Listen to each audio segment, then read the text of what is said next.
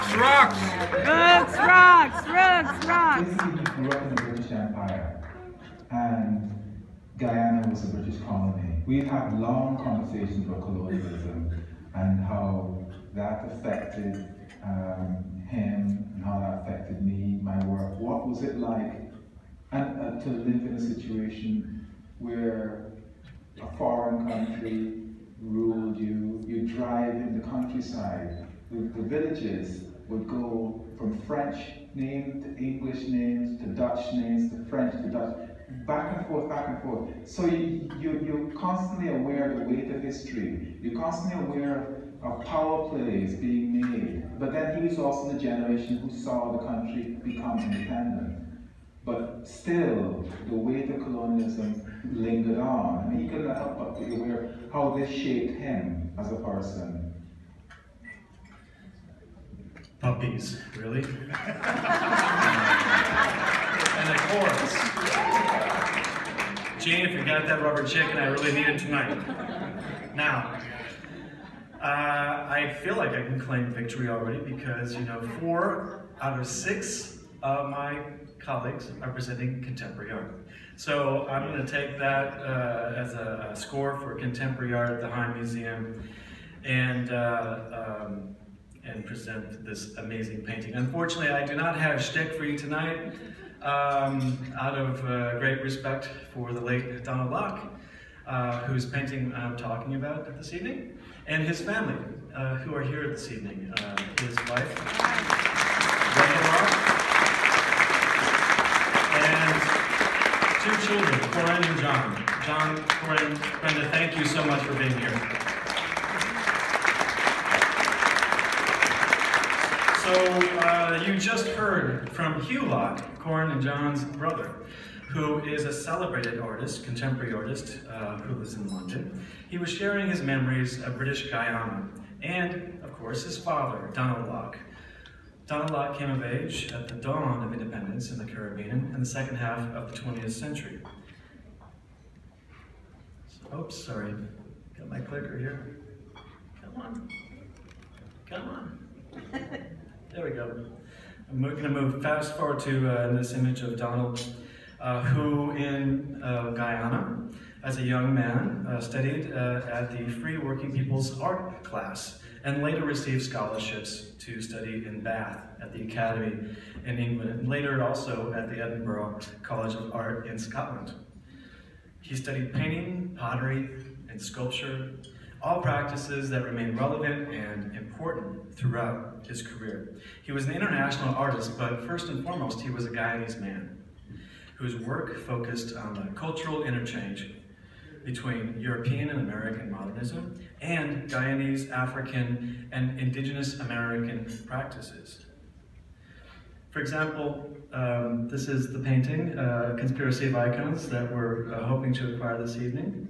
And as you recall, I was mentioning his influence, or the influence of American and European modernism. This is a work by Robert Rauschenberg in the High Museum's collection. And you can see how Locke is channeling Rauschenberg's affinity for assemblage and joined in Rauschenberg's defiance of the traditional separation between painting and sculpture in his work. Conspiracy of Icons combines this influence of European and American modernism with, again, African and Indo-Guyanese clay and textile traditions, creating a patchwork composition that combines histories of his birthplace, but also his new home here in Atlanta. When he moved here to the US in '79, Locke had become interested in the California clay movement. California clay movement was led by Peter Bolkus, whose work you can see on the left there. This is the work in our collection. And this led in Locke's studio to an experimental approach to working with raw materials in the ceramic arts. Later, here in Atlanta, Locke explored the rich artistic tradition of Southern vernacular art. You're going to hear a little bit about that momentarily with my colleague Katie.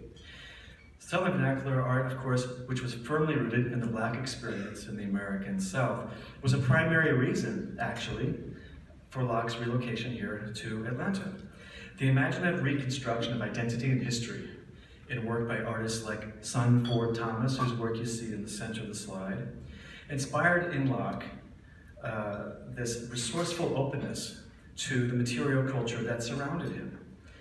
And as part of tonight's acquisition, hopefully, if we're so fortunate to vote for Donald Locke's painting, the estate of Donald Locke has offered the work on the right, which is from his plantation series, Blermont, and you hopefully saw the work in the room next door.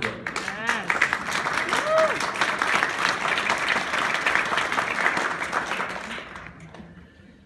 Like other artists of the African diaspora, Donald Locke didn't inherit an art history to build upon, but fashioned his own from the ground up. Here, Locke combines contemporary images from those from the Civil War era, creating a continuum of history, as I mentioned, connecting the British Empire with the antebellum South.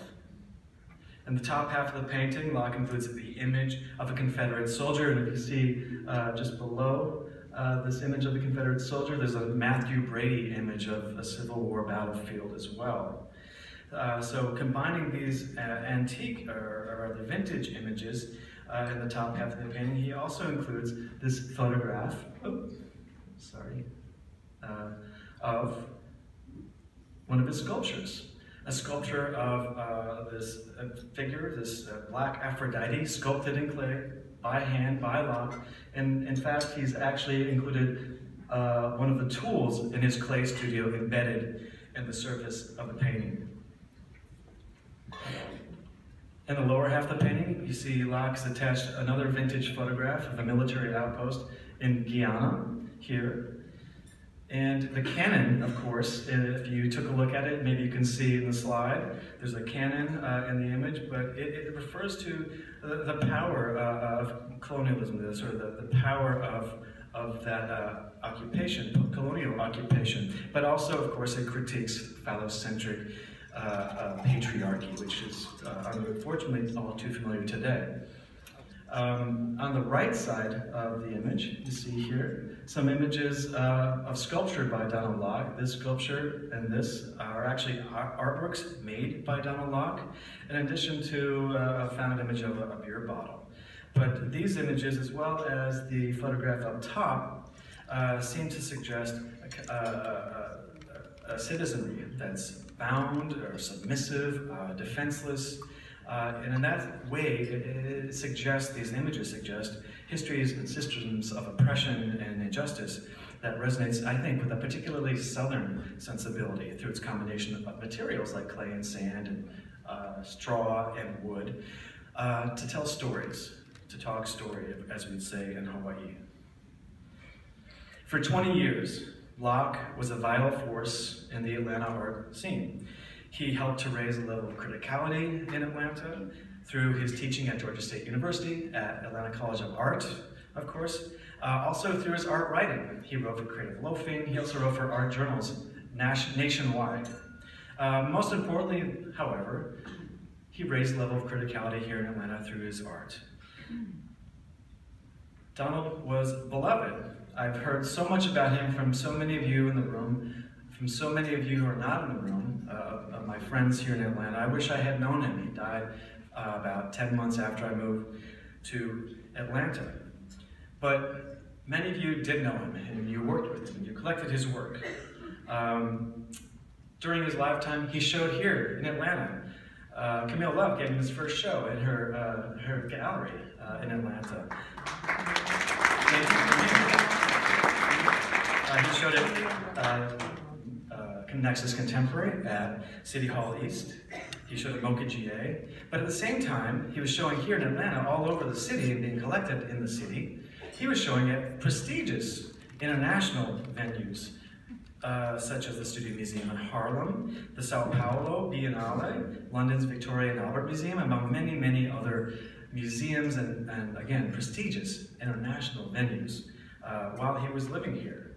Yet, it was only last year that Locke's work was first shown at the High Museum, a show we did. I hope you saw it. And we still do not have a work in our collection, even though about a year and a half ago, the Tate in London acquired a major work by Donald Locke. The Smithsonian Museum of African American History and Culture acquired a major work by Locke around the same time. His work is in the V&A. Other museums internationally. How is it that one of our most famous artists associated with Atlanta, who's had such incredible influence among generations of artists, you think of Radcliffe Bailey. how is it that we don't have work in our collection? So I'm asking you tonight, I will beg you, please help us bring this painting in our collection and the sculpture